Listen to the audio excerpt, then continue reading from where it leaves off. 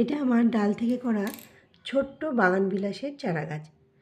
6 মাস আগে যখন আমি বাগান বিলাসের ডালগুলো প্রুনিং করছিলাম, সেরকমই একটি ডাল একটুখানি অ্যালোভেরা জেল লাগিয়ে মাটির খুঁটিতে বসিয়ে দিয়েছিলাম। এখন দেখছি অনেকটা বড়ও হয়েছে, ফুলও চলে এসছে।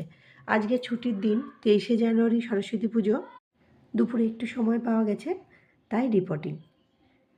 মিডিয়া হিসেবে আমি দিয়েছি মাটি, কোকোপিট, কম্পোস্ট, শিংকুচি আর নিমখোল। 6 ইঞ্চির প্লাস্টিক পটে রিপোর্ট করব। এই গাছ ভালোবাসে ভীষণ পরিমাণে রৌদ্র। যত রৌদ্র তত ফুল। মিডিয়া শুকিয়ে গেলে তবেই জল। লোক পোকামাকড়ের তেমন কোনোই বালাই নেই। ডাল থেকেও খুব সহজে চারা গাছ করা যায়। বাগানি হিসাবে আমি কিন্তু চারা গাছ করতে ভীষণ ভালোবাসি। একটা গাছ কখন 10টা গাছে পরিণত হয়ে যায় বুঝতেই পারি না। আরও একটা কথা বলবো, গাছকে আমরা যতটা পরিমাণে সার দিই তার চেয়ে ওদের দরকার যত্নের। গাছেরাও বোঝে জানো কোনটা যত্ন, ভালোবাসা আর কোনটা অবহেলা। গাছের কাছে রোজ আসলে ওদের পাতাগুলো ছুঁয়ে দেখলে ওরাও খুশি হয়, নিজেদেরকে নিজে সুন্দরভাবে মেলে ধরে। অনেকে হাসে আমার কথাটা শুনে, কিন্তু এটা সত্যি কথাই। আমি প্রয়োজন ছাড়া একেবারেই রাসায়নিক সার প্রয়োগ করি না।